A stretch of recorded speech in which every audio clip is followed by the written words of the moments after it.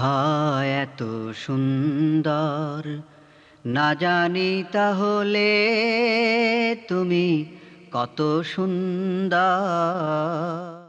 সুপ্রিয় দর্শক বন্ধুরা, আসসালামু আলাইকুম ওয়া রাহমাতুল্লাহি ওয়া বারাকাতুহু। আশা করছি তোমরা সবাই আল্লাহর রহমতে খুবই ভালো আছো। তোমাদের সবাইকে অনেক অনেক প্রীতি এবং শুভেচ্ছা। আমন্ত্রণ জানাচ্ছি তোমাদের প্রিয় চ্যানেল কিডস ক্রিয়েশন টিভি কর্তৃক আয়োজিত আজকের বিশেষ লাইভ অনুষ্ঠান স্বপ্ন দেখান যারা এই অনুষ্ঠানে। তোমরা একটি কথা সবাই জানো যে every dream begins with a dreamer, অর্থাৎ প্রতিটি স্বপ্নের শুরু হয় একজন স্বপ্নদ্রষ্টাকে নিয়ে। আর কবি, দার্শনিক এবং চিন্তাবিদগণ হচ্ছেন একটি জাতির স্বপ্নদ্রষ্টা। স্বপ্ন দেখান যারা আজকের এই আয়োজনের এই পর্বেও আমরা আজকের যে পর্বটি সাজিয়েছি তেমনি আমাদের একজন স্বপ্নদ্রষ্টাকে নিয়ে। তিনি আর কেউ নন, আমাদের সকলের প্রিয় কবি, গীতিকার, সুরকার এবং শিল্পী মতিউর রহমান মল্লিক। প্রিয় দর্শক, আজ 12ই আগস্ট 2010 সালের ঠিক এই দিনটিতে প্রিয় কবি মতিউর রহমান মল্লিক মহান আল্লাহর ডাকে সাড়া দিয়ে আমাদের মাঝ থেকে বিদায় নেন এবং তার স্মরণে আজকের এই আয়োজন। এবং আজকের এই অনুষ্ঠানে আমরা তার গান, কবিতা এবং শুনব স্মৃতিচারণ। এবং সেজন্য আজকে আমাদের সাথে উপস্থিত রয়েছে শিল্পীবৃন্দ এবং মেহমান। আমাদের সাথে প্রথমে রয়েছেন কবি, গীতিকার এবং কবি পরিবারের সদস্য নাঈম আল ইসলাম মাহিন। আসসালামু আলাইকুম। আসসালাম, কেমন আছো? আলহামদুলিল্লাহ, খুবই ভালো আছি। আমাদের সাথে আরো রয়েছে আমাদের সকলের প্রিয় শিল্পী, আপনাদের সকলের পরিচিত একজন পরিচিত মুখ, আহনাফ আদিল শাফি। আসসালামু আলাইকুম। ওয়ালাইকুম আসসালাম। এবং আমাদের সাথে আরো রয়েছে আমাদের ছোট্ট বন্ধু, ক্ষুদে শিল্পী রুফাইদা তারান্নুম। আসসালামু আলাইকুম। ওয়ালাইকুম আসসালাম। এবং আমাদের সাথে আরো যুক্ত থাকবেন প্রবাস থেকে কবি কন্যা জুম্মি নাহদিয়া। এবং আপনাদের সাথে উপস্থাপনায় আমি আছি জাহিন ইকবাল। মাঝে মাঝে গান শোনাবো, কারণ যেহেতু স্বপ্ন দেখান যারা অনুষ্ঠানে আমাদের প্রিয় কবি মতিউর রহমান মল্লিককে নিয়ে আয়োজন করা, তাই অবশ্যই আমি মাঝে মাঝে এই গানও শোনাবো। যাই হোক, আজকে আপনাদের সবাইকে পেয়ে খুবই ভালো লাগছে। আপনাদের সবাইকে কিডস ক্রিয়েশন টিভির আজকের আয়োজনে স্বাগতম। প্রিয় বন্ধুরা, আমরা আর কথা বাড়াবো না, আমরা অনুষ্ঠান শুরু করব। তবে আপনাদের কাছে ছোট্ট একটি অনুরোধ রেখে যেতে চাই, যেটা সব সময় থাকে। সেটা হচ্ছে, যারা কিডস ক্রিয়েশন টিভি এখন প্রথম দেখছো কিংবা যারা অনেক আগে থেকে ছিলে, যারা এখন সাবস্ক্রাইব করোনি, অবশ্যই চ্যানেলটি সাবস্ক্রাইব করে দিবে এবং আমাদের যে অফিসিয়াল ফেসবুক পেজ রয়েছে কিডস ক্রিয়েশন টিভি, সেটাও অবশ্যই ফলো করে দিবে। এবং আজকের এই লাইভ অনুষ্ঠানটি লাইক, শেয়ার এবং কমেন্টের মাধ্যমে ছড়িয়ে দাও, যেন তোমাদের অন্য বন্ধুরা এই অনুষ্ঠানটি উপভোগ করতে পারে। যাই হোক, আমরা কথা বাড়াবো না, আমরা প্রথমে অনুষ্ঠানে একটি গান শুনবো এবং গানের কেউ শোনাবে না, আমাদের শোনাবে আহনাফ আদিল শাফি। প্রথমে জিজ্ঞেস করবো, শাফি কেমন আছো? আলহামদুলিল্লাহ ভালো আছি। ভাই, তুমি কেমন আছো? আলহামদুলিল্লাহ, আমিও খুবই ভালো আছি। তোমাকে আজকের অনুষ্ঠানে পেয়ে খুবই ভালো লাগছে। অনুষ্ঠান শুরুতে তোমার কাছ থেকে আমরা কোন গানটি শুনবো? আমি কবি মতিউর রহমান মল্লিক স্যারের কথা সুরে আল্লাহর পথে যারা দিয়েছে জীবন গানটি পরিবেশন করছি। জি, অবশ্যই। আল্লাহর পথে যারা দিয়েছে জীবন, তাদেরকে তোমরা মৃত বলো না, বলো না মৃত। আল্লাহর পথে যারা দিয়েছে জীবন, তাদেরকে তোমরা মৃত বলো না, বলো না মৃত। আল্লাহর পথে যারা দিয়েছে জীবন, ওরা আছে চেতনায় আমাদের, আমাদের ওরা আছে প্রেরণায় আমাদের, আমাদের ওরা আছে সংগ্রাম সাধনায়, দুর্বার দুর্জয় অপরাজিত। তাদেরকে তোমরা মৃত বলো না, বলো না মৃত। আল্লাহর পথে যারা দিয়েছে জীবন, ওরা আছে আলোকে আমাদের, আমাদের ওরা আছে পালকে আমাদের, আমাদের ওরা আছে মিছিলে, মিছিলে চিরদিন চিরচেনা পরিচিত। তাদেরকে তোমরা মৃত বলো না, বলো না মৃত। আল্লাহর পথে যারা দিয়েছে জীবন, তাদেরকে তোমরা মৃত বলো না, বলো না মৃত। তাদেরকে তোমরা মৃত বলো না, বলো না মৃত। তাদেরকে তোমরা মৃত বলো না, বলো না মৃত। মাশাআল্লাহ, মারহাবা। অনুষ্ঠানের শুরুতে একটি চমৎকার গান তুমি আমাদের সামনে পরিবেশন করলে। গানটির কথা দ্বারাই বোঝা যায় যে যারা আল্লাহর পথে জীবন দিয়েছেন, শহীদ হয়েছেন, তারা আসলে মানে মারা যাননি, তারা অবশ্যই বেঁচে আছেন। আল্লাহ কোরআনেও বলেছেন যে যারা আল্লাহর জিহাদে শহীদ হয়েছে তারা আসলে মরেনি, তারা জীবিতই আছে, কিন্তু তোমরা তাদের উপস্থিতি টের পাও না। যাই হোক, তোমার কাছ থেকে খুব সুন্দর একটি গান আমরা আজকে উপহার পেলাম প্রথমেই, এজন্য তোমাকে অনেক অনেক ধন্যবাদ জানাচ্ছি। আমরা এই পর্যায়ে চলে যাব আমাদের অতিথি নাঈম আল ইসলাম মাহিন ভাইয়ের কাছে। ভাই, আপনি কেমন আছেন? আলহামদুলিল্লাহ ভালো আছি, তোমরা সবাই আছো ভালো তো না? জি আলহামদুলিল্লাহ, খুবই ভালো আছি। আপনার কাছে যেটা প্রথমে জানতে চাই যে কবি পরিবারের সদস্য হিসেবে আপনি কবি মতিউর রহমান মল্লিককে কিরকম দেখেছেন?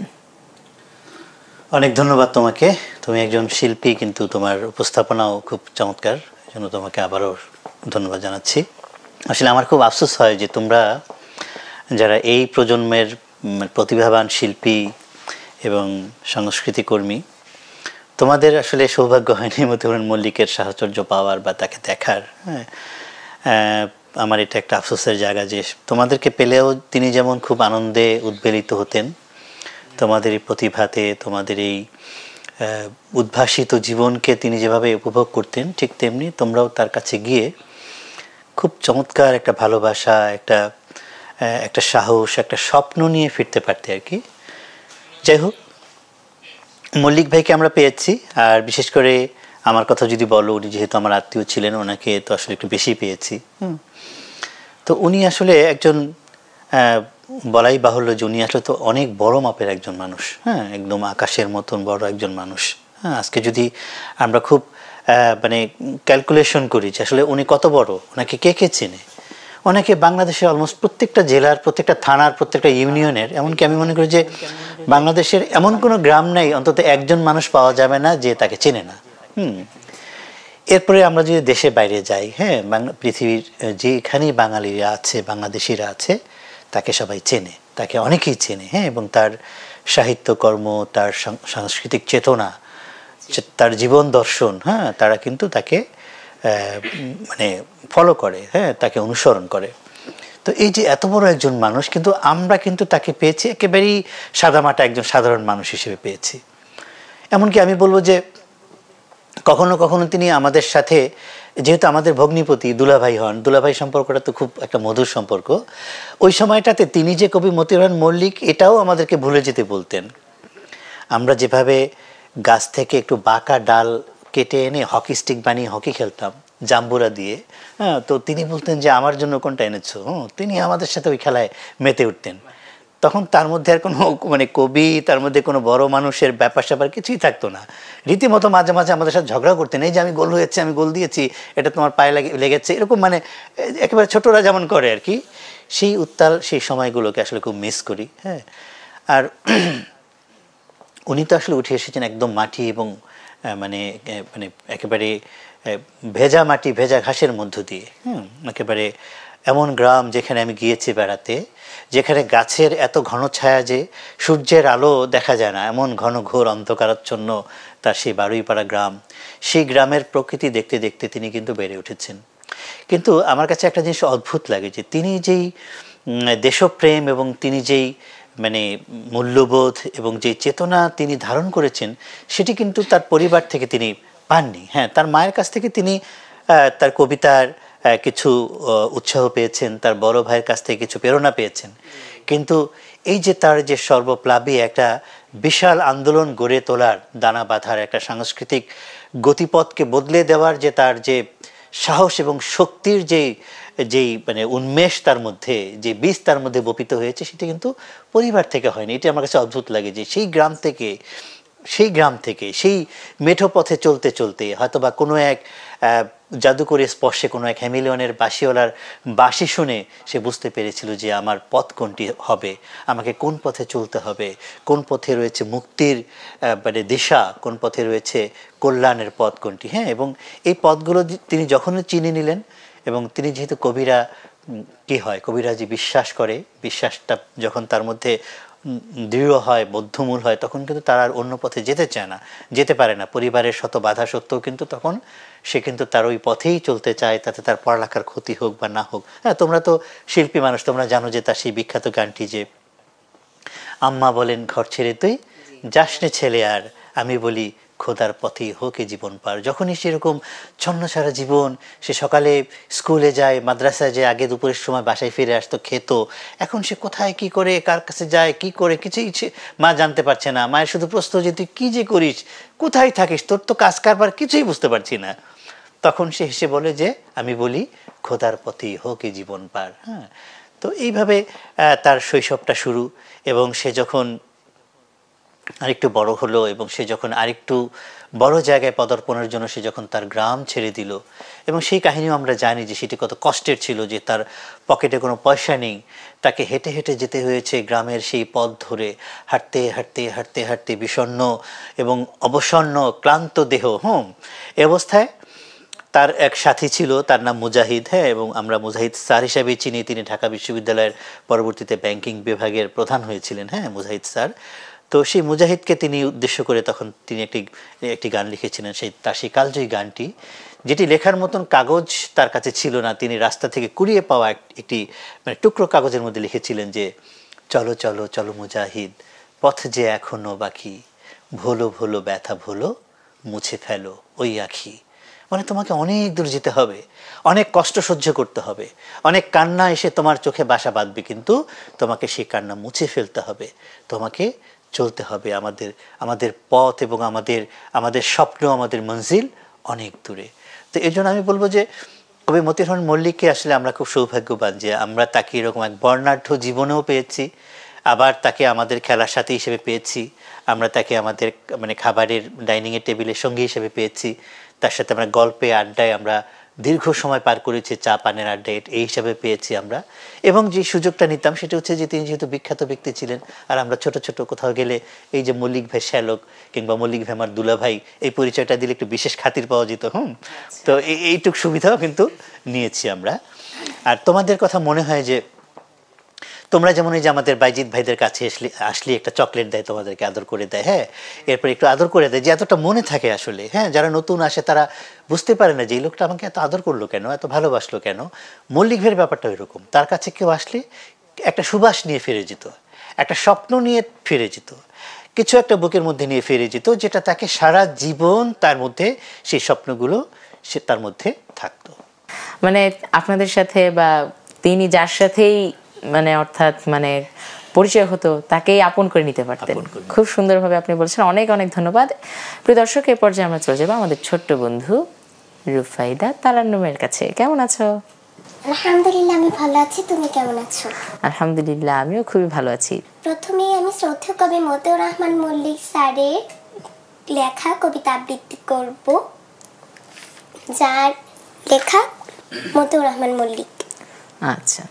মন হতে চাই গানের কলি, মন হতে চাই পদ্ম, মন হতে চাই শাপলা শালুক, মন হতে চাই পদ্ম, রঙিন মেঘের পালকি চড়ে চায় হারাতে হাওয়ার জোরে, ভোরের আলোর সরোবরে এক নিমেষেই অদ্য, মন হতে চায় বকের পালক, বাবুই পাখির বাসা, উধাও আকাশ সাত সাগরে গভীর ভালোবাসা, জোছনা মাখা চাঁদ দেখে সে ঢেউয়ের মতো উঠবে হেসে, সবুজ নরম পাতার দেশে নির্বাধিতে সদ্য।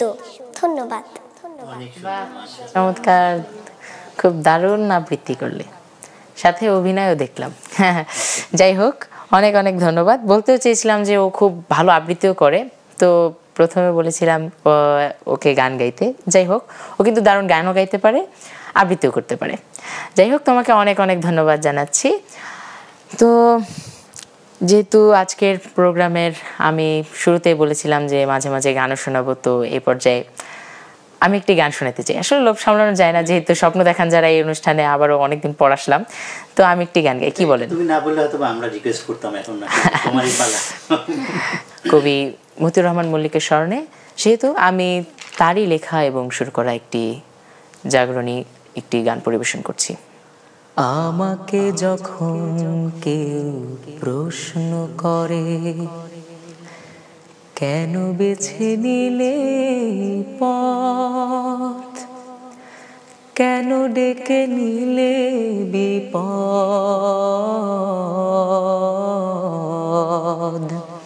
কেন বেছে নিলে পথ, জবাবে তখন বলি মৃদু হেসে যাই চলি, জবাবে তখন বলি মৃদু হেসে যাই চলি, বুকে মোর আছে হিম্মত। আমাকে যখন কেউ প্রশ্ন করে, কেন বেছে নিলে পথ, কেন ডেকে নিলে বিপদ, কেন বেছে নিলে পথ। বাতাসের সাথে স্রোত বিরোধিতা করে বলে বুকে ওঠে ঢেউ সাগরের, সাগরের বুকে ঢেউ আছে বলে বন্ধু ভাঙে গড়ে পৃথিবী মোদের। তুমি ভীরু নদীহীন, প্রাণ থেকেও প্রাণহীন, তুমি ভীরু নদীহীন, প্রাণ থেকেও প্রাণহীন, জড়বাদী তাই তব মতামত, জড়বাদী তাই তব মতামত। আমাকে যখন কেউ প্রশ্ন করে, কেন বেছে নিলে পথ, কেন ডেকে নিলে বিপদ, কেন বেছে নিলে পথ। আলোকের সন্ধানে সন্ধানী কোনো মন পেয়ে গেলে আলোকের সন্ধান, ফিরে যেতে চাই কিসে আধারের দিকে আর, যদি না সে হয় কভু নিষ্প্রাণ। আমি সেই সন্ধানী পেয়ে গেছি সন্ধান, আমি সেই সন্ধানী পেয়ে গেছি সন্ধান, যদিও রয়েছে খাড়া জুলুমাত, যদিও রয়েছে খাড়া জুলুমাত। আমাকে যখন কেউ প্রশ্ন করে, কেন বেছে নিলে পথ, কেন ডেকে নিলে বিপদ, কেন বেছে নিলে পথ, জবাবে তখন বলি মৃদু হেসে যাই চলি, জবাবে তখন বলি মৃদু হেসে যাই চলি, বুকে মোর আছে হিম্মত। আমাকে যখন কেউ প্রশ্ন করে, কেন বেছে নিলে পথ, কেন ডেকে নিলে বিপদ, কেন বেছে নিলে পথ। আমাকে যখন কেউ প্রশ্ন করে। ধন্যবাদ। মাশাআল্লাহ, অসাধারণ। প্রিয় দর্শক, আমরা এই পর্যায়ে চলে যাব আবারও শিল্পী শাফির কাছে। তো এই পর্যায়ে তুমি আমাদের কোন গানটি শোনাবে? এই পর্যায়ে কবি মতিউর রহমান মল্লিক স্যারের কথা সুরে আম্মা বলেন ঘর ছেড়ে তুই যাস না ছেলে আয়। ঠিক আছে, শুরু করো। আম্মা বলেন ঘর ছেড়ে তুই যাস না ছেলে আর, আমি বলি খোদার পথে হোকে জীবন পার। আম্মা বলেন ঘর ছেড়ে তুই যাস না ছেলে আর, আমি বলি খোদার পথে হোকে জীবন পার। নিজের জন্য করলি না তুই কিছু, আল্লাহ জানেন ঘুরিস কাদের পিছু। নিজের জন্য করলি না তুই কিছু, আল্লাহ জানেন ঘুরিস কাদের পিছু। কি যে করিস কোথায় থাকিস বুঝিনে কারবার, কি যে করিস কোথায় থাকিস বুঝিনে কারবার। আমি বলি খোদার পথে হোকে জীবন পার। আম্মা বলেন ঘর ছেড়ে তুই যাস না ছেলে আর, আমি বলি খোদার পথে হোকে জীবন পার। যে পথ ধরে চলতে বলেন আল্লাহ কাদের গুণী, আপনি কি নিষেধ করেন বলুন না আজ শুনি। যে পথ ধরে চলতে বলেন আল্লাহ কাদের গুণী, আপনি কি নিষেধ করেন বলুন না আজ শুনি। আল কোরআনের আহ্বান মা, ঘর ছেড়ে কি বাহির হব না। আল কোরআনের আহ্বান মা, ঘর ছেড়ে কি বাহির হব না। চোখ মুছে মা চুপ করে যান ফুরায় কথা তার, চোখ মুছে মা চুপ করে যান ফুরায় কথা তার। একটু পরে কেঁদে বলেন হে খোদা নাও ভার। আম্মা বলেন ঘর ছেড়ে তুই যাস না ছেলে আর, আমি বলি খোদার পথে হোকে জীবন পার। আম্মা বলেন ঘর ছেড়ে তুই যাস না ছেলে আর, আমি বলি খোদার পথে হোকে জীবন পার। আমি বলি খোদার পথে হোকে জীবন পার। আমি বলি খোদার পথে হোকে জীবন পার। মাশাআল্লাহ, মারহাবা, খুবই চমৎকার একটি গান পরিবেশন করলে। আসলেও যেন এই গানের যে মূল ভাব, যে আম্মা বলেন ঘর ছেড়ে তুই যাস না ছেলে আর, আমি বলি খোদার পথে হোকে জীবন পার, আসলে যেন আমাদের জীবনটা খোদার পথেই পার হয়। আমরা সেই জন্য আল্লাহর কাছে দোয়া করি, আল্লাহ যেন তার জন্য আমাদেরকে কবুল করেন, আমিন।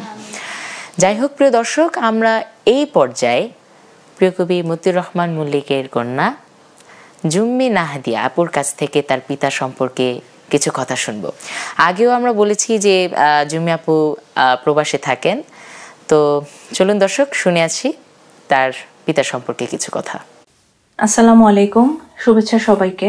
কবি মতিউর রহমান মল্লিক তার পার্থিব সফর শেষ করে আল্লাহর কাছে চলে গিয়েছেন। আজকে অনেকগুলো বছর কেটে গিয়েছে। সন্তান হিসেবে আমি যখন তার কথা ভাবি, তখন তিনি আমার চিন্তায় পিতা হিসেবে তো আসেনি, সেই সাথে একজন লেখক এবং চিন্তক হিসেবেও উপস্থিত হন। আর আমি খেয়াল করি যে এই যে দুটো সত্তা একটা মানুষের একটা বিন্দুতে এসে আসলে একাকার হয়ে যাচ্ছে। আমরা তো মিলেনিয়াল, তো 90 দশকে আসলে একজন পিতা যিনি তার সন্তানদেরকে নানান ধরনের অনুশাসনে বড় করতে চান, তো তেমনই একজন হিসেবে আমি তাকে পাই। কিন্তু সেই সাথে তার একটা প্যাটার্ন আলাদা করে আমি চিহ্নিত করতে চাই, সেটা পুরোটাই হচ্ছে স্পিরিচুয়ালিটি বেসড। আলাদা করে যদি আমার কথা বলি, আমার সাথে যখন কথা বলতেন তখন সেটা জুড়ে ছিল ইমানের যে দাবিগুলো সেগুলো, সেই সাথে কিভাবে মানুষের উপকার করা যায়, কিভাবে সততার সাথে একটা জীবন অতিবাহিত করা যায়, তীব্র আত্মসম্মান বোধ নিয়ে বেঁচে থাকা যায়, সেগুলো নিয়ে তিনি অনেক বেশি কথা বলতেন।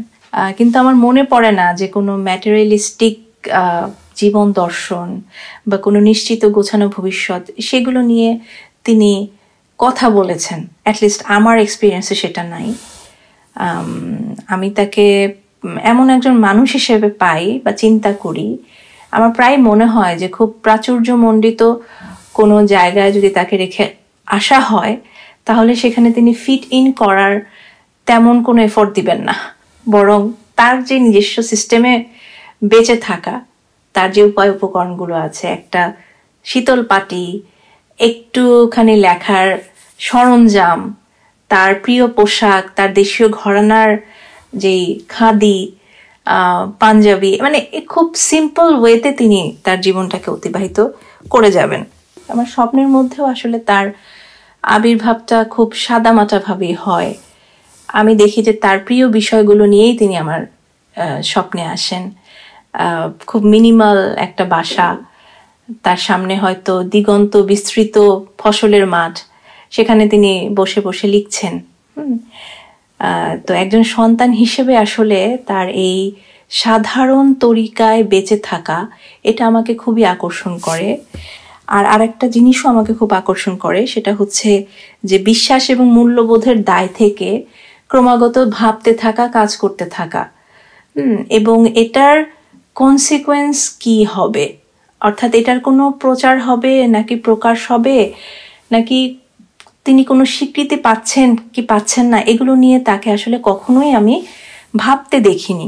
আমি এটা খুব ফিল করি যে এই প্রক্রিয়াটার সাথে যদি তার ওই সাধারণ জীবন দর্শনেরই একটা রিফ্লেকশন থাকে, সেখানে যদি কোনো আরোপিত কিছু না থাকে, সেখানে যদি বাহুল্য না থাকে, এবং আরেকটা ব্যাপার আমি মনে করি যেটা বলা দরকার, যে তিনি ছোট্ট কোনো কাজ করলেও খুব চেষ্টা করতেন যে নিখুঁতভাবে করার।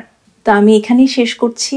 সবাই তার জন্য দোয়া অব্যাহত রাখবেন আর অনেক ভালো থাকবেন। অতি অল্প সময়ে জুমিয়াপুর কাছ থেকে কবি মতিউর রহমান মল্লিক সম্পর্কে অনেক কিছু জানতে পারলাম। অনেক অনেক ধন্যবাদ জানাচ্ছি আপুকে তার মূল্যবান সময় আমাদেরকে দেওয়ার জন্য। প্রিয় দর্শক, আপুর কথার পরে এই পর্যায়ে আমরা একটি গান শুনব। গান পরিবেশন করবে আমাদের ছোট্ট বন্ধু রুফাইদা তারান্নম। এই পর্যায়ে আমি যে গানটি পরিবেশন করছি তার কথা সুর শ্রদ্ধেয় কবি মতিউর রহমান মল্লিক, সুর শ্রদ্ধেয় মশিউর রহমান স্যার। খুব সকালে উঠিল না যে, জাগলো না ঘুম থেকে, কেউ দিও না তার কপলে একটি উঁচু মেয়েকে। খুব সকালে উঠল না যে, জাগলো না ঘুম থেকে, কেউ দিও না তার কপলে একটি উঁচু মেয়েকে। মাজলো না দাঁত অলসতায়, মুখ ধুলো না কোনো কথায়, মাজলো না দাঁত অলসতায়, মুখ ধুলো না কোনো কথায়। লজ্জা দিও সবাই তাকে, আস্ত হতো মেয়েকে, কেউ দিও না তার কপলে একটি উঁচু মেয়েকে। খুব সকালে উঠল না যে, জাগলো না ঘুম থেকে, কেউ দিও না তার কপলে একটি উঁচু মেয়েকে। পড়লো না যে অলস ফজর, ফের দেখালো নানা নজর, পড়লো না যে অলস ফজর, ফের দেখালো নানা নজর। ডাকলো আব্বু আম্মু তবু বেরোয়নি রুম থেকে, কেউ দিও না তার কপলে একটি উঁচু মেয়েকে। খুব সকালে উঠল না যে, জাগলো না ঘুম থেকে, কেউ দিও না তার কপলে একটি উঁচু মেয়েকে। ডাকলো দোয়েল টুনি টুনা, জলদি ওঠো খোকন সোনা, ডাকলো দোয়েল টুনি টুনা, জলদি ওঠো খোকন সোনা। নইলে আগে উঠবে সূরজ আলোর কুসুম মেখে, কেউ দিও না তার কপলে একটি উঁচু মেয়েকে। খুব সকালে উঠল না যে, জাগলো না ঘুম থেকে, কেউ দিও না তার কপলে একটি উঁচু মেয়েকে। কেউ দিও না তার কপলে একটি উঁচু মেয়েকে, কেউ দিও না তার কপলে একটি উঁচু মেয়েকে। বাহ, চমৎকার চমৎকার, খুব সুন্দর একটি গান আমরা শুনলাম। মাল্টি ট্যালেন্টেড, কবিতা আবৃত্তিও পারে, গানও পারে। হ্যাঁ হ্যাঁ, সেটা তো অবশ্যই, সেটা তো আমরা শুনলাম, কবিতাও একটা শুনলাম, গানও শুনলাম, একটা অলস বাবুর গান শুনলাম আছি এখন। যাই হোক, অনেক অনেক ধন্যবাদ তোমাকে সুন্দরভাবে আমাদের সামনে একটি গান পরিবেশন করার জন্য। এই পর্যায়ে আমি চলে যাব আমাদের নাইমুল ইসলাম মাহিন ভাইয়া আপনার কাছে। এই পর্যায়ে আপনার কাছে যে জিনিসটি জানতে চাচ্ছি যে আমরা জানি যে কবি মতিউর রহমান মল্লিক নানা বিষয় লিখে গেছেন, অনেক বিষয়ে তিনি পারদর্শী ছিলেন। তো আমাদের জন্য অর্থাৎ শিশু সাহিত্যে তিনি কীরকম ছিলেন বা শিশু সাহিত্য নিয়ে তিনি কীরকম চিন্তা ভাবনা করতেন? আবারও ধন্যবাদ জানাচ্ছি তোমাকে, সুন্দর প্রশ্ন করেছো। কবি মতিউর রহমান মল্লিক আসলে তো একজন মানে বহুমুখী প্রতিভার অধিকারী ছিলেন। একাধারে তিনি কবি, ছড়াকার, গীতিকার, প্রাবন্ধিক, গল্পকার, অনুবাদক, এরকম আরও অসংখ্য গুণে গুণান্বিত। তো তার সব লেখার মধ্য থেকে আসলে সবচেয়ে বেশি তাকে যেটি উজ্জ্বল করেছে সেটি হচ্ছে তার গান। যদিও তার ছড়া এবং কবিতাগুলো সেগুলো অনেকটা গীতি কবিতা, পরবর্তীতে তার ছড়াগুলো এখন ধীরে ধীরে গানে রূপান্তরিত হচ্ছে। তো তিনি যেহেতু আসলে একটা অনেক বড় একটা স্বপ্ন দেখেছেন যে তিনি একটা ছোট্ট আগুন জ্বালাবেন এবং সেই আলো জ্বালাবেন, সেই আলোটা ধীরে ধীরে সেই আলোটা ছড়িয়ে পড়বে এবং সারা দেশে সেই আলোর মানে আলোয় আলোকিত হয়ে যাবে। একটা জোনাক পোকার আলো, কিন্তু সেটি উদ্ভাসিত করবে সারা দেশকে, সারা পৃথিবীকে। এটা একজন কবির একটা অসম্ভব স্বপ্ন।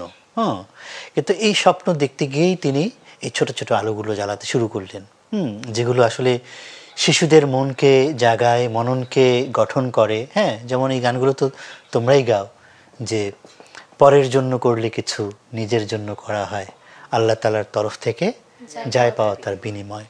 এই কথাগুলো আমরা আসলে আমাদের শিক্ষকদের কাছ থেকে উপদেশ শুনতাম, আমাদের পিতামাতার কাছ থেকে এগুলো উপদেশ শুনতাম, আমরা কোনো একটা গল্পের মধ্যে এগুলো পড়তাম। কিন্তু কবি মতিউর রহমান মল্লিক এগুলোকে কি করলেন, তিনি গানের মধ্যে নিয়ে আসলেন। কেননা গান মানুষের অন্তরে খুব তাড়াতাড়ি ঢুকে যায়, খুব সহজেই হৃদয়ঙ্গম হয়, মানে এর অর্থটা বুঝতে পারা যায়। হ্যাঁ, দেখো ভেতরের প্রত্যেকটা কথা দেখো, যে অন্য কারো জন্য তুমি করলে মোনাজাত, তা অবিকল তোমার তরে তোমার তোলা হাত। মানে তুমি যখন অন্য কারোর জন্য মোনাজাত করো যে হে আল্লাহ, তুমি আমার এই বন্ধুটিকে একটু লেখাপড়ায় এবছর একটু কম করতে পেরেছে, ওকে তুমি ফার্স্ট বানিয়ে দিও। হ্যাঁ, তো আল্লাহ এটা তোমার জন্য কবুল করেন, যে দেখা যাবে যে তুমিও ফার্স্ট হয়ে গিয়েছো, যেহেতু তুমি তার জন্য দোয়া করেছো, কল্যাণের দোয়া করেছো।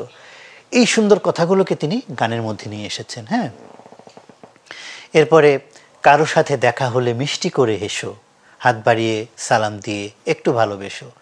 একটা ছোট বাচ্চা যদি এইভাবে তার জীবন শুরু করতে পারে, দেখো তো তাকে মানে আমাদের সমাজের ধরো মানে বাহ্যিক দৃষ্টিতে একটি মানে সুবাসিত ফুল, একটি সুন্দর ফুল বলতে আমরা যা বুঝি। একটা বাচ্চা দুষ্টামি করে অনেক, তার আম্মুকে জ্বালায়, তার সে খাবার নিয়ে জিদ করে, এটা তো তার ভেতরের ব্যাপার। কিন্তু বাইরের একটা যে রূপ দেখো তুমি, সে যদি কাউকে দেখলে সালাম করে এবং হাত বাড়ে, মুস্কি হাসি দেয়, হ্যাঁ, তাহলে দেখো মানে এর থেকে বেশি কিন্তু আর লাগে না। একটা বাচ্চাকে ভালো বাচ্চা হিসেবে তুমি মানে সার্টিফিকেট দিয়ে দিবে, এর থেকে বেশি কিন্তু আসলে লাগে না, তাই না? হ্যাঁ, কিন্তু তিনি এই গানের মধ্যে দেখো আরও অনেকগুলো গুণের কথা বলেছেন। হ্যাঁ, অনেকগুলো গুণের সন্নিবেশ ঘটাতে বলেছেন একজনের মধ্যে। আমরা ফুলকে কেন ভালোবাসি? ফুলকে আমরা ভালোবাসি দুটি কারণে। কয়টি কারণে? একটি হচ্ছে তাকে সেটি দেখতে অনেক সুন্দর, আর আরেকটি হচ্ছে তার ভেতরে সুবাস আছে। হ্যাঁ, কোনো কোনো ফুলে অবশ্য সুবাস থাকে না, এগুলোকে আমরা একটু কম ভালোবাসি। তো আমাদের যে বাহ্যিক সৌন্দর্য, আমাদের যে আচার আচরণ, আমাদের যে কথা, আমাদের এগুলো হচ্ছে আমাদের সৌন্দর্য, ফুলের সৌন্দর্য। আর আমাদের যে আচার ব্যবহার, মানুষের সাথে আমাদের কথা বলার ধরন, কোনো একটা জিনিসে ঘুম থেকে সকালবেলা উঠে যাওয়া, কোনো জিনিস ডান হাত দিয়ে খাওয়া, মল্লিক ভাই সবসময় এগুলো উপদেশ দিতেন। এবং তিনি এগুলো যেমন এমনিতে উপদেশ দিতেন, ঠিক তেমনিভাবেই তিনি তার লেখাতে এগুলো নিয়ে এসেছেন। তিনি চিন্তা করেন যে আমি যদি শুধু জুম্মিকে উপদেশ দিই, শুধু জুম্মি শুনবে, শুধু নাজমিকে উপদেশ দিলে নাজমি শুনবে, শুধু মুন্নাকে উপদেশ দিলে মুন্না শুনবে, কিন্তু আমি সবগুলো নিয়ে যদি একটা গান লিখে ফেলি তাহলে তাহলে আমাদের ইকবাল শুনবে, আমাদের শাফি শুনবে, আমাদের এই ছোট্ট প্রতিভাবান রুফাইদা। বন্ধুটি শুনবে। হ্যাঁ, এই আর কি। তো যাই হোক, তো উনি আসলে ওনার দেখো ছোট ছোট ছড়াগুলো, খুশির দিনে বন্ধুদেরকে বই দিও, বইয়ের ওপর তোমার নিজের সই দিও। মানে খেলে একটা বই গিফট করলেই হবে না, সেটা তুমি সুন্দর করে লিখে দিবে যে তোমার জন্য অনেক অনেক ভালোবাসা, তোমার নামটা লিখে দিবে। হ্যাঁ, সবাই মিলে পড়তে পারা যায় বলে সবচেয়ে ভালো এই উপহার ঝলমলে। দেখো তোমার বার্থডে গিফট হিসেবে যদি তোমার জন্য একটা কেউ জামা নিয়ে আসে, জামা গিফট দেয়, এটা কি সবাই পড়তে পারবে না? শুধুমাত্র তুমিই এটা পড়তে পারবে, তাই না? জি, কিন্তু তোমার বার্থডেতে যদি, জন্মদিনে যদি কেউ একটা বই উপহার দেয়, তাহলে এই বইটা কি শুধু তুমি একা পড়বে? না, সবাই পড়তে পারবে, তাই না? এজন্য বলেছেন যে সবাই মিলে পড়তে পারা যায় বলে সবচেয়ে ভালো এই উপহার ঝলমলে। এই উপহার সবার চোখে দেয় আলো, হ্যাঁ, দূর করে দেয় সবার মনের সব কালো। খুশির দিনে বন্ধুদেরকে বই দিও, বইয়ের ওপর তোমার নিজের সই দিও। এরকম দেখো, এত সহজ কথায়, সুন্দর কথা। এবং উনি যেহেতু কবি হিসেবে অনেক ভালো ছিলেন, ওনার কিন্তু লেখাতে কোনো ছন্দপতন নেই, কোনো অন্তমিলের সমস্যা নেই, কোনো অনুপ্রাসের সমস্যা নেই, অলংকারের সমস্যা নেই। চমৎকারভাবে তিনি এনেছেন। এবং সবচেয়ে বড় যেটা, সেটা হচ্ছে বাণী। তিনি যেটা তোমাকে বোঝাতে চান, তিনি শুধু একটি কবিতা লিখেই শেষ করেননি, তিনি সেটার মধ্যে থেকে একটা মেসেজ তোমাকে দিয়েছেন, যেটি তুমি নিলে তোমার জীবনের একটা বড় ধরনের পরিবর্তন হবে। আরেকটি ছড়া শোনাই।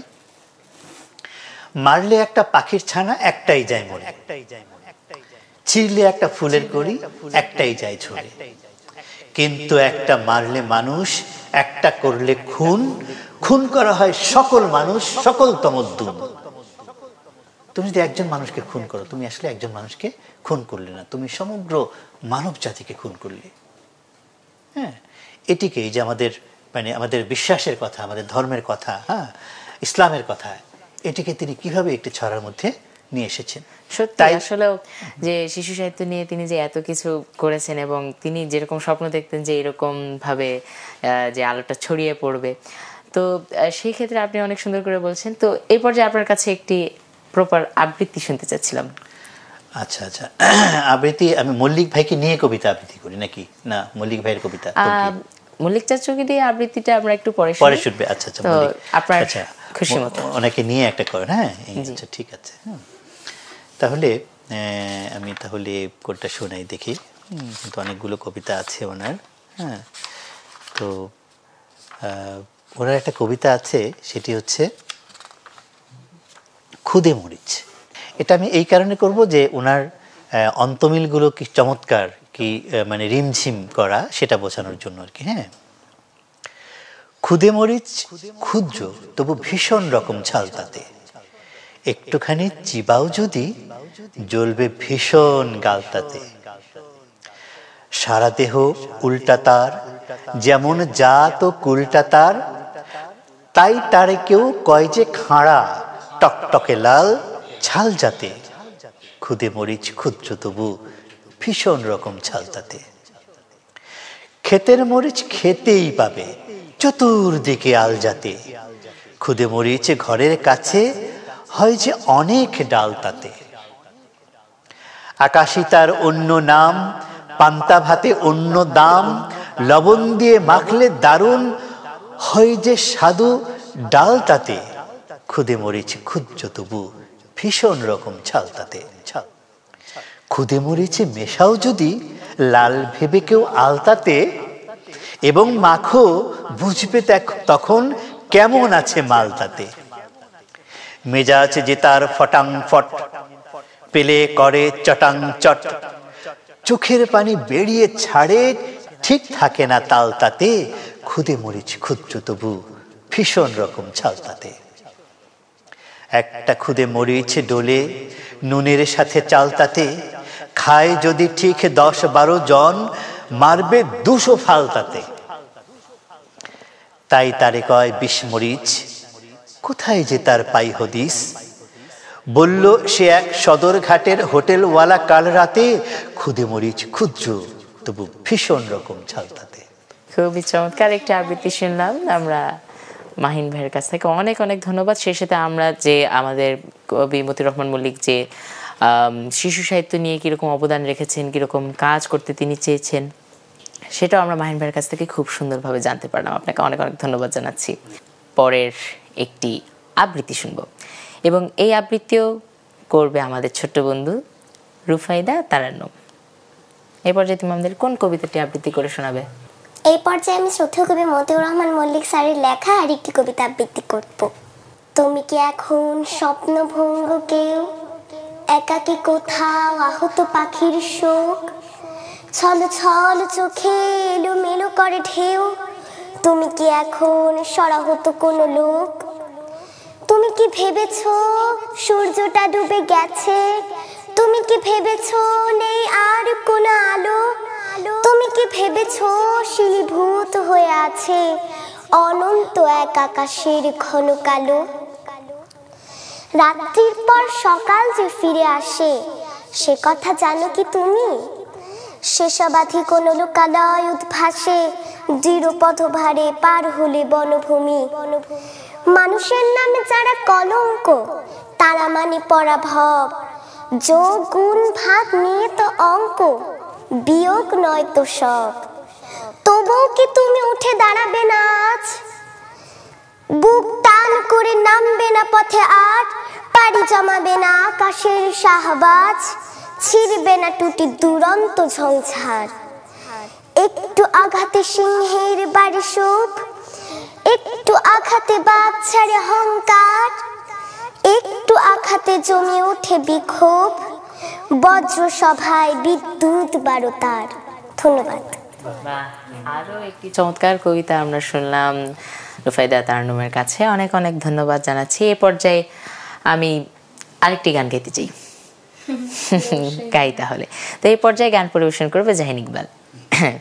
তো এই পর্যায়ে আমি কবি মতিউর রহমান মল্লিকেরই লেখা এবং সুর করা আরো একটি গান পরিবেশন করছি। না হয় হলো মন শুকনো কোনো মরুভূমি, আশাহত হয়ো না কো তুমি, আশাহত হয়ো না কো তুমি। না হয় হলো মন শুকনো কোনো মরুভূমি, আশাহত হয়ো না কো তুমি, আশাহত হয়ো না কো তুমি। আরো কিছু পথ চলো মরিচিকা মারিয়ে, দেখবে সাগর আছে দুটি বাহু বাড়িয়ে। আরো কিছু পথ চলো মরিচিকা মারিয়ে, দেখবে সাগর আছে দুটি বাহু বাড়িয়ে। বিশাল ঢেউয়ের গান হাওয়ার গতি ভেঙে, বিশাল ঢেউয়ের গান হাওয়ার গতি ভেঙে, হাসছে কেমন করে জানবে তুমি, হাসছে কেমন করে জানবে তুমি।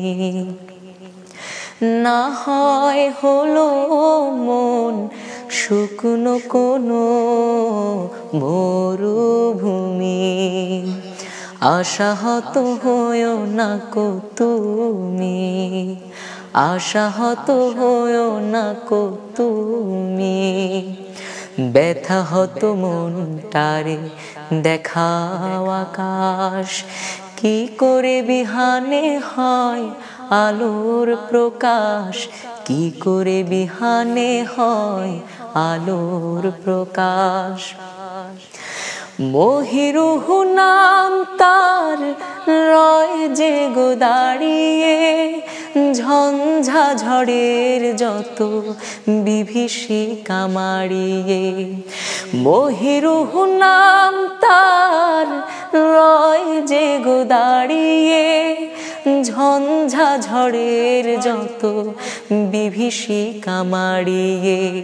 তোমার স্বপ্ন যদি তেমনি অটল হয়, নিটোল স্বপ্ন যদি তেমনি অটল হয়, বিজয় সুদূরে নয় মানবে তুমি,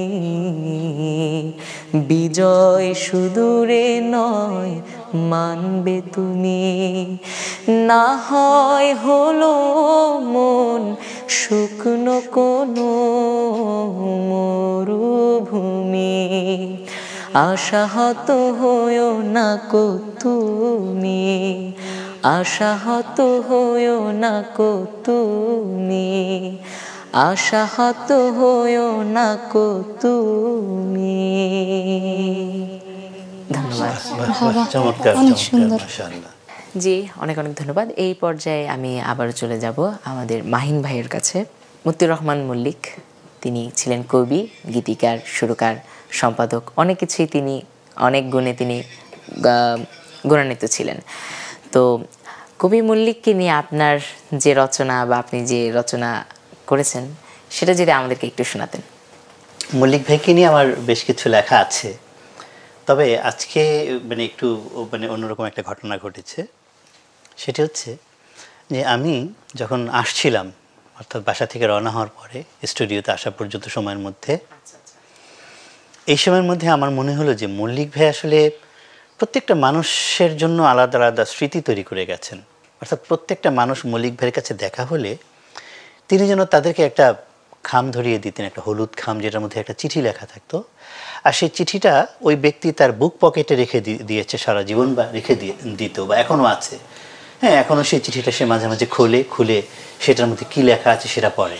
হ্যাঁ, প্রত্যেকটা মানুষের অনুভূতি এরকম। তো এই অনুভূতিটা আমারও আছে, এবং আমি আস্তে আস্তে পথে বসে আমি এই কবিতাটা লিখেছি, জাস্ট আমার বাসা থেকে বের হয়ে এখানে আসা পর্যন্ত এই সময়ের মধ্যে। এই জন্য আমি বলবো যে এটি আমার লেখা সর্বশেষ কবিতা, এবং এটি হচ্ছে একেবারে সদ্য প্রসূত কবিতা, এটা বলতে পারবো আর কি। কবিতার নাম হচ্ছে হলুদ খামের চিঠি। মল্লিক চেতনার প্রেরণার জল জলে নাম, বুকে হাত দিলে পাই তার দেয়া হলুদ এক খাম। সেই খামে চিঠি আছে গাঢ় নীল কালিতে লেখা, চিঠি যেন শব্দের বর্ণের আলপনা সরল রেখা। ভালোবাসা আঁকা আছে সেই খামে চিঠির ভাঁজে, স্বপ্নরা চুপি চুপি উকি ঝুঁকি দেয় ভাষা ভাবের মাঝে। যেই লেখা কুড়িদের কচি মনে রং আর সুরভি ছড়ায়, জোনাকির মতো আলো জেলে ঘোর আধারের পর্দা সরায়। যেই লেখা দেশপ্রেমে করে দেহ মনোপ্রাণ উজ্জীবিত, যেই লেখা হৃদয়ের অলিগলি রাখে সদা উচ্ছ্বসিত। বিপ্লবী চেতনার বাণী আছে কারো কারো হলুদাভ খামে, বুকে রেখে সেই চিঠি ভোর এনেছিল কেউ রক্তের দামে। বুকে হাত দিলে পাই আজও সেই চিঠির সুবাস, খাম খুলে পড়ে নেই গোটা গোটা স্বপ্ন সুভাষ। একদম নতুন করে লেখা, অর্থাৎ মানে বলা যায় মাঝ পথে থাকা অবস্থায় এত সুন্দরভাবে যে কবিতা আপনি লিখেছেন তাকে নিয়ে, আপনি যে কবিতাটি রচনা করছেন তা সত্যি খুবই মনোমুগ্ধকর। বলা যায় যে আপনি যে তার শ্যালক, যে তার একটা কবিতার যে একটা ধরন বা যে বললেন না ছন্দের মিল, সেটা আপনার মধ্যে খুঁজে পাওয়া যায়। অনেক অনেক ধন্যবাদ জানাচ্ছি। প্রিয় দর্শক, আমরা মাহিন ভাইয়ের কবিতার পরে এই পর্যায়ে একটি গান শুনবো, এবং আমরা আহনাফ আদিল শাফির কণ্ঠে এই অনুষ্ঠানের সর্বশেষ গান শুনবো। তুমি আমাদের কোন গানটি শোনাবে?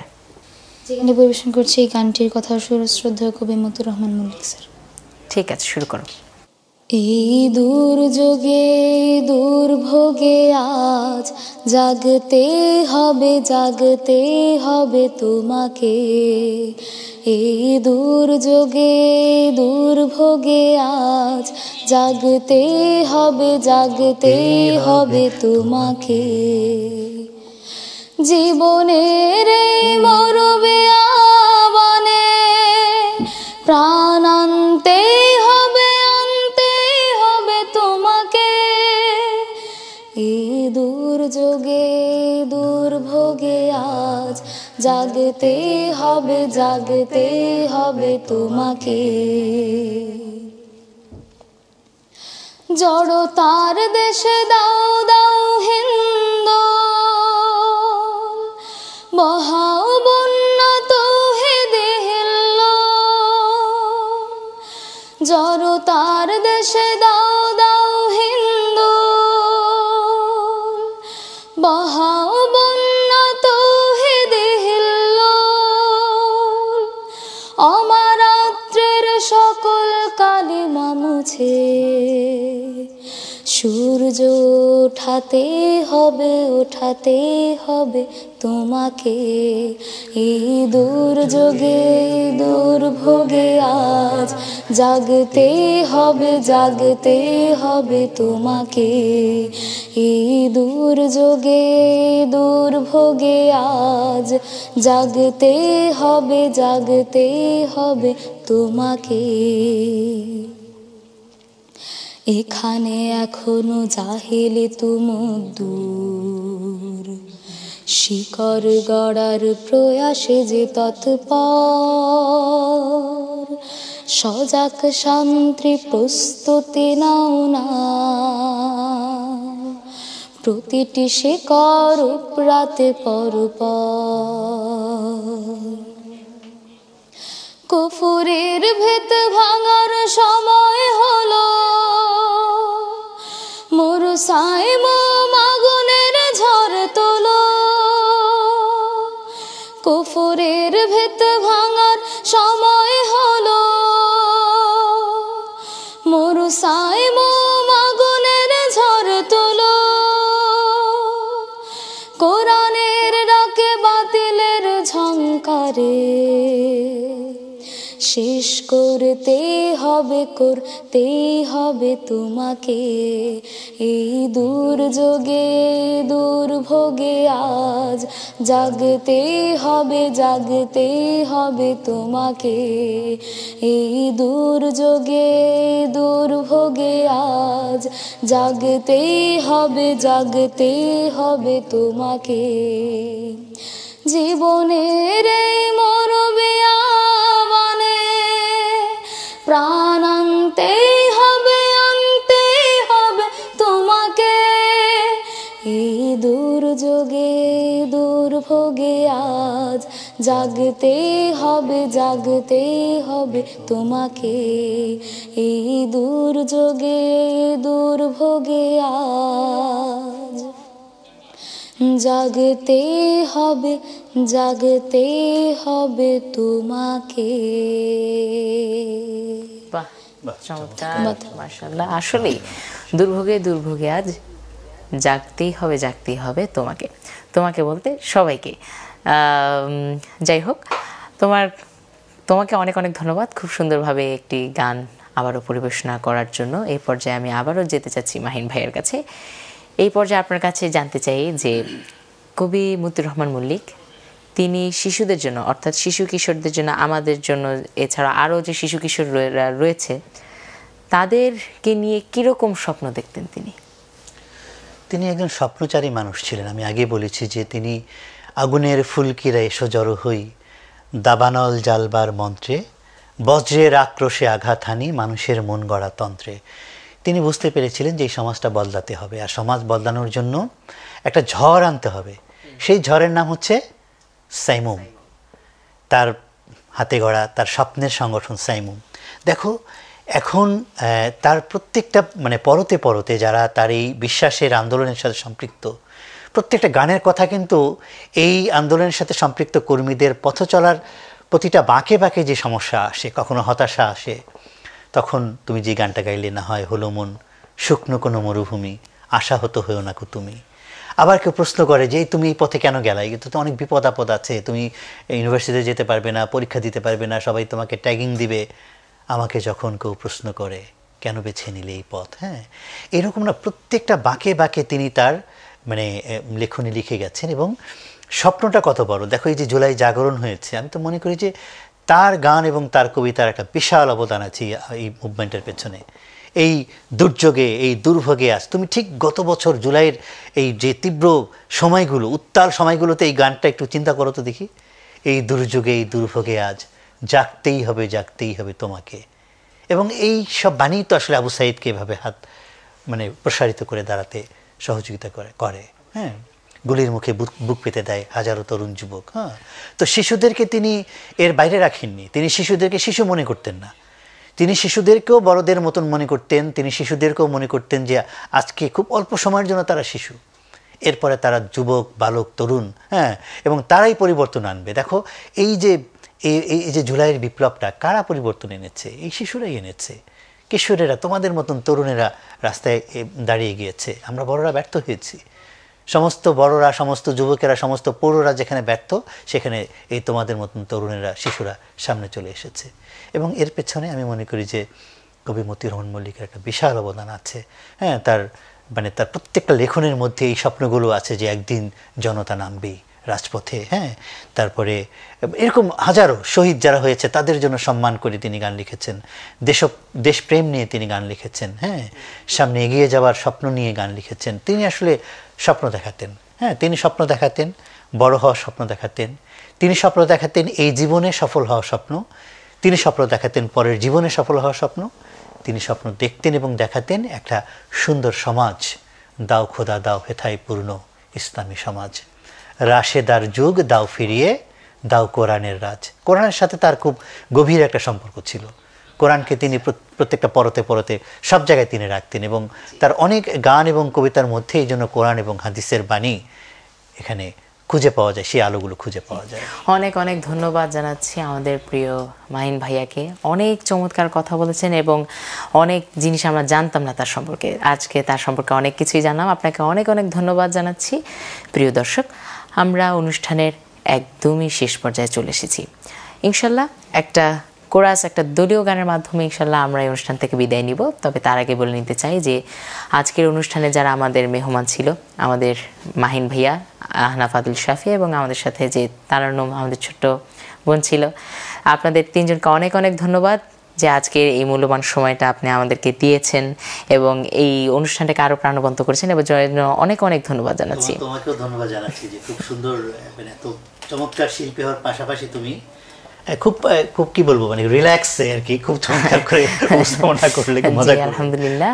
এবং ধন্যবাদ জানাচ্ছি আপনাদেরকে যারা দর্শক আছেন শুরু থেকে শেষ পর্যন্ত দেখার জন্য অনেক অনেক ধন্যবাদ জানাচ্ছি। এবং আজকে যে আমরা আমাদের প্রিয় কবি মতিউর রহমান মল্লিককে নিয়ে যে আজকের অনুষ্ঠানটি আয়োজন করেছি, তো সেটাই বলতে চাই যে আপনারা সবাই আসুন, আমাদের কবি মতিউর রহমান মল্লিকের মতোই আমরা স্বপ্ন বুনি, আমরা স্বপ্ন যেন দেখি এবং সেই স্বপ্ন বাস্তবায়নের জন্য চেষ্টা করি।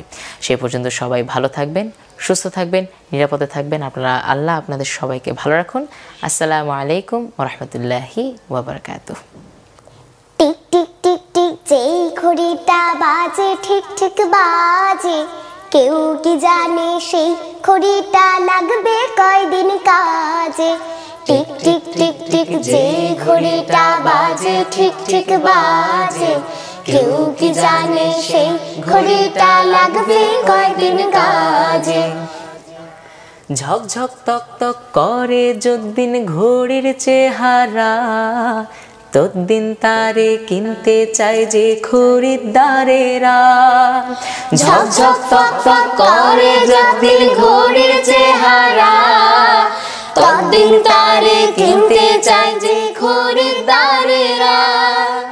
সময় মতো সময় দিলে সবখানে বিরাজে, কেউ কি জানে সেই ঘড়িটা লাগবে কয়দিন কাজে। কেউ কি জানে সেই ঘড়িটা লাগবে কয়দিন কাজে। টিক টিক টিক টিক যে ঘড়িটা বাজে ঠিক ঠিক বাজে, কেউ কি জানে সেই ঘড়িটা লাগবে কয়দিন কাজে। কেউ কি জানে সেই ঘড়িটা লাগবে কয়দিন কাজে।